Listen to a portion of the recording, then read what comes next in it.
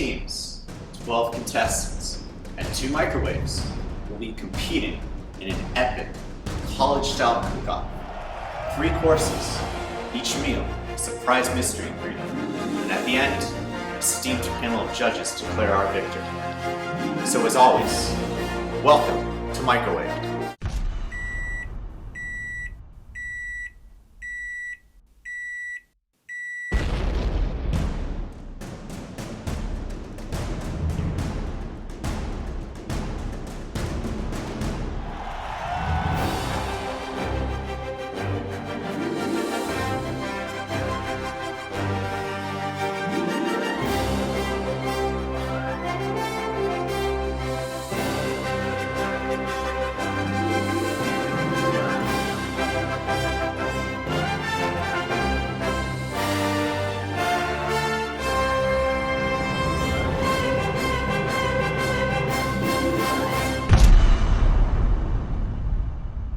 Round 1 of Microwave.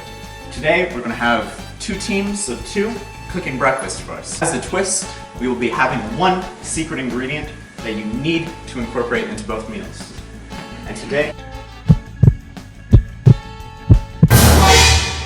squidding. No.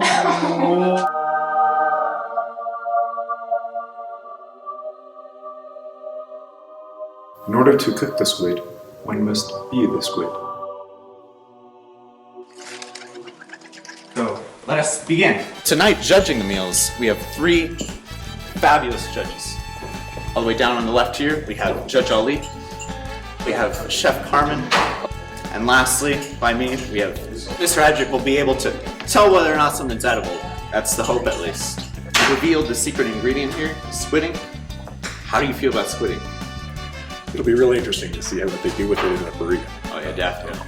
I'm looking forward. Squid ink, I think, is one of those underappreciated ingredients in fine dining, so this will really be a test of their culinary chops. So the first 10 was just the preparing, so it's measuring out your base. So the base is usually your liquids, which was bananas, peanut butter, honey, milk. We made breakfast burritos with eggs and squid ink.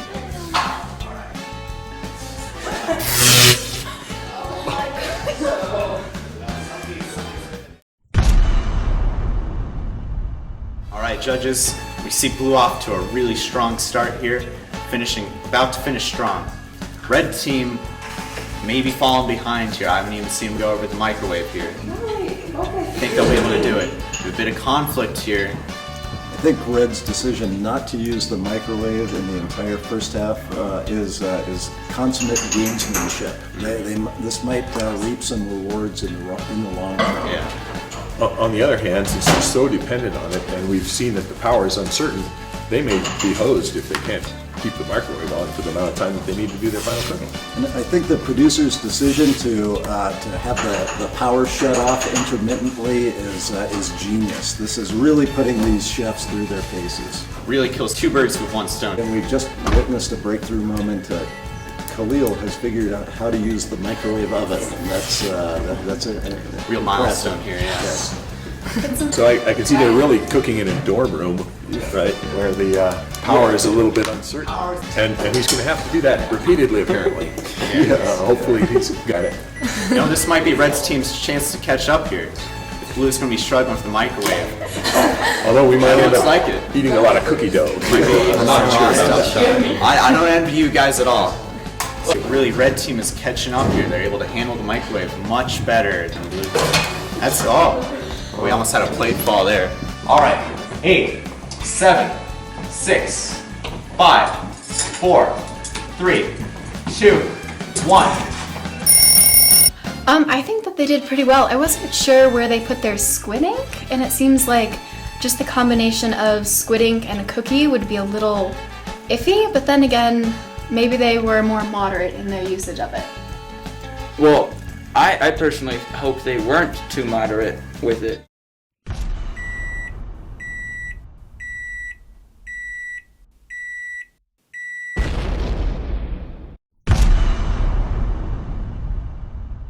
So in front of you, we have a peanut puree mixed in with oats and a base of a banana. So essentially our liquids in this are milk, banana, and peanut butter.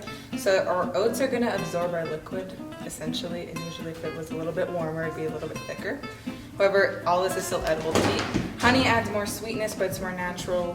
And the idea with this is that it's fairly quick to prepare, and it's in a mug, so it's, in terms of the college thing, it's really easy to make and take with you to class. I like the presentation, it's beautiful. Yeah, it's very inviting. The cup is homey and it's still slightly warm. So this is something that I really have very little trepidation in putting in my mouth. Am I gonna find a piece of squid in here? Thank you. There's something in it that's kind of grainy. I'm not sure what it is. It feels like kind of It might sand.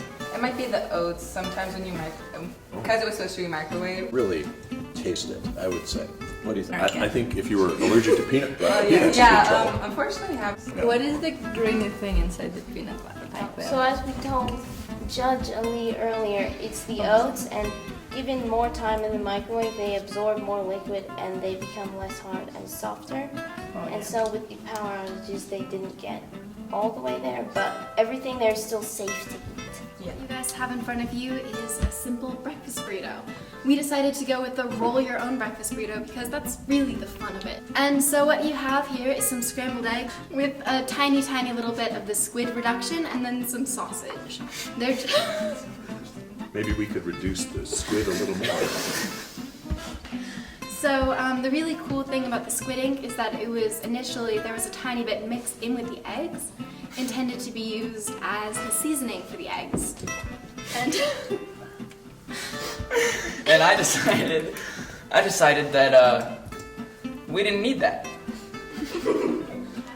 Plain and simple. so what did you do? Just slopped it on there. Really requires a very developed palate. I mean, it really, you have to be a culinary expert to be able to appreciate this dish. They call this the donkey push. I don't know why. Doesn't Do you make guys sense. want to roll your burritos and try them? Oh. The style of the dish is that you're meant to roll it and then eat it like you're a college kid on the go. So we can't really pick and choose what we want to put in our mouth? I have one fork. Oh, okay.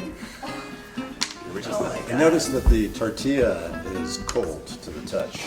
See, that was unintentional. Those were heated in the pan, but I guess that didn't work quite as well as it should have. It's a little gooey on the bottom. This plate is cold as a rock. You might as well have just taken this out of the refrigerator.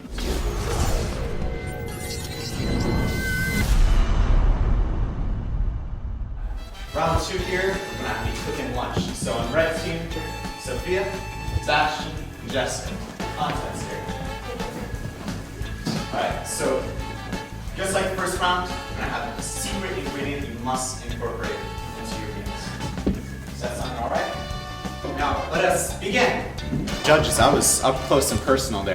They saw the secret ingredient. I mean, I think it was like a surprise for sure. They may not be aware of it, but they're working in a long-established culinary tradition. Pig's feet have been a traditional breakfast food as long as there's been breakfast. Isn't that correct, Judge Ali? That's true, but isn't this lunch? And I don't think anybody has ever used pig's feet in a nice restaurant for lunch. I mean, breakfast, yeah, all the time. But that's just such a faux pas. So how they're going to incorporate this, to me, I don't know how they're going to do it. Yeah, I'm not sure if they've left enough time for the actual cooking. I don't know actually. How long that's going to take to cook. I mean, they can present absolutely anything and say it's as simple. That's true. 2 minutes remaining here. I don't know how much you guys want to leave for your tag team partners, but I don't see anyone even using either the microwaves or hot plates yet.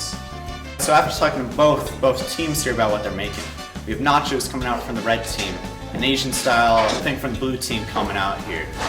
So how do you think they're going to be able to incorporate the pig's feet into those two dishes? You know, nachos, you can put meat in and jalapenos on them, but I don't know about pig's feet. What was the blue team going to, what was their dish? I was unclear about that. Asian something. What's blue team's dish? Asian pear. Asian And pear. I can't find it, so maybe not. Asian pear. Yeah. I'm not familiar with that dish. I'm not either. Not The as a good dish. thing about a dish that nobody knows is that nobody knows how it's supposed to taste. That is a good point, yeah. Yes. 10, 9, 8, 7, 6, 5, 4, 3, 2, 1, change. Well, I can just tell you right off the bat, that pig wasn't humanely killed here. How are you gonna feel morally about eating that? I actually have no problem with it if I know the pig is alive and well and equipped with 4 prosthetics. That would be good enough for me, Miles. I love chicharrones when you get the pig hair still, like the bristles still on the skin. That's good. Hopefully we'll be able to do it in 7 minutes. Feel like I couldn't cut it. Neither could he. That sounds so good. Oh, I think he just turned it on. Oh, shoot.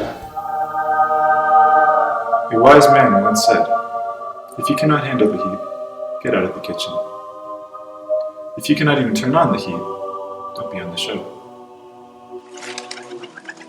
Actually, lunch has been illegal in Spain since the Inquisition. Yeah, we don't eat lunch, so I don't know about that. Siesta snack. No, this is why Spaniards eat dinner at around 11 p.m. or midnight. It's because lunch has been prohibited by law since the late 15th century. True story.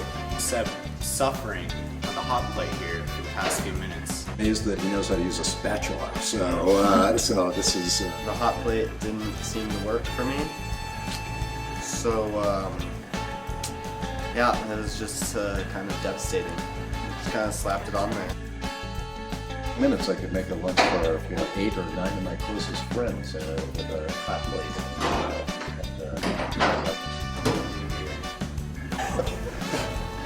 Deja vu here, we have 3 minutes left.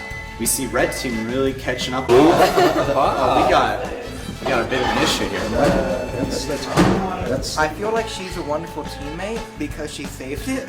I'm not sure about how I helped. I mean, I did open 2 cans, so that's a plus.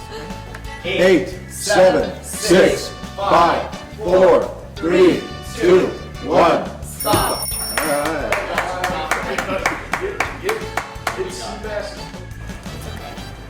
Get over it. I think. I don't think they liked it at all. Yeah, I think they were trying to be nice.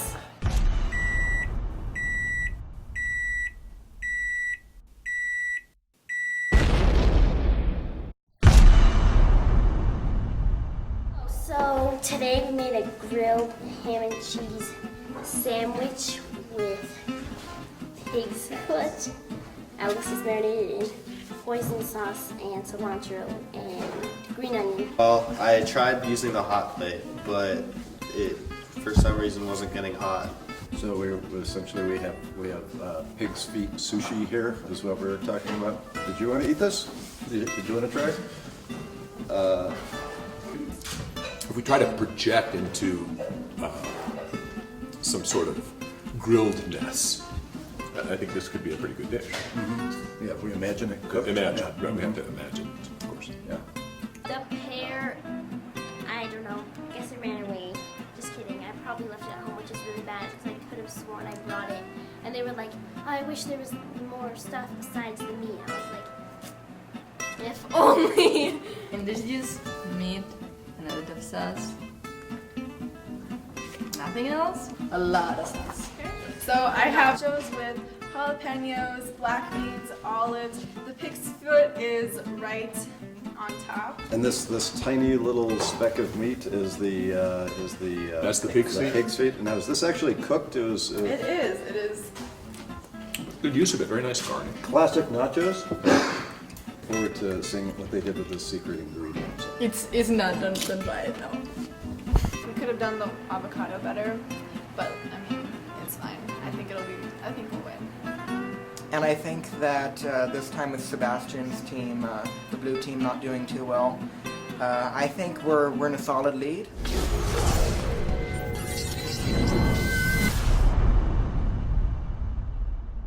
Alright, welcome back to round 3 of Microwave. Now we're moving on to the dinner section. Okay, so on blue team, we have Adelaide and Lisi. Red team, we got Ryan and Rihanna. Alright, so we're going to tag team on and off here. After 10 minutes, who's going to switch out, but who will be cooking for the first 10 minutes? Alright, Lisi first 10 minutes on blue, Rihanna first 10 minutes on red. We got to appeal to you guys. I gotta say, Miles, nothing whets my appetite like seeing the 2 cooks running their hands through their hair. Some edible surprises here to start. Carmen, can you tell us a little bit about the use of the coconut in Spanish cuisine? Well, we have coconut ice cream, and that's it.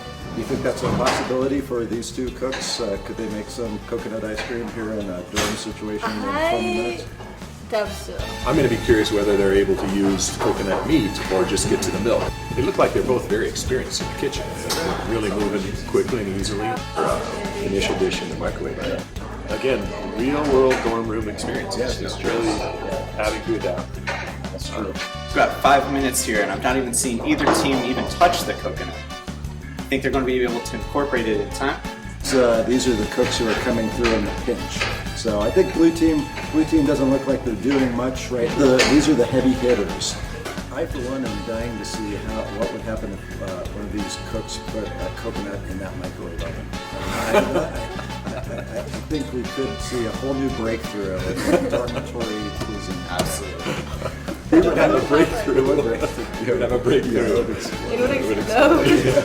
How big of explosion? Which actually could be a very good way to break into that coconut. Yeah, that's true. So we have 30 minutes remaining in the first tag team round. It is to be seen how the tag team members will, finish this. 3, 2, 1, switch. I'm really looking forward to this meal. Oh, there she goes. He's wearing that apron on his head. He's running a big chance of getting food in that head. Yeah, that's true. I like the fact that When opening the coconut, one must first open their mind.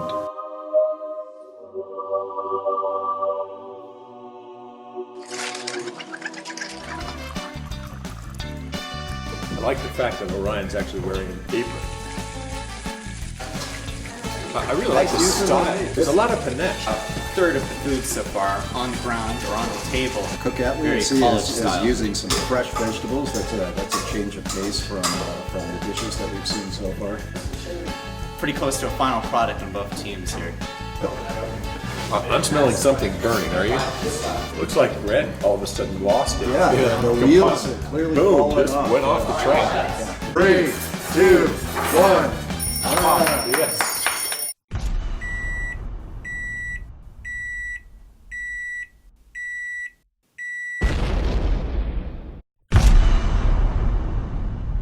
We made shredded yellow squash and zucchini with onion and tomatoes.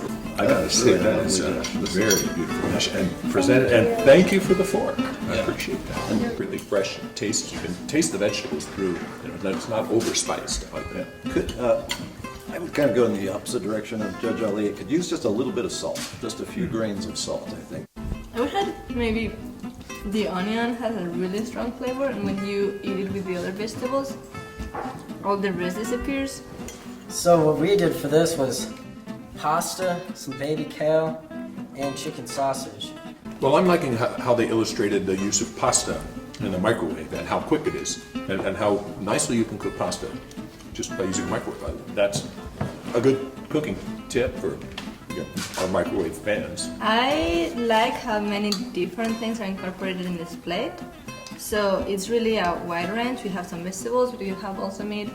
So it's never boring and it's pretty well made. I'm not a big fan of the pasta, I gotta say. That's my Sicilian grandmother is rolling over in her grave as I eat this. But that said, the flavors are good.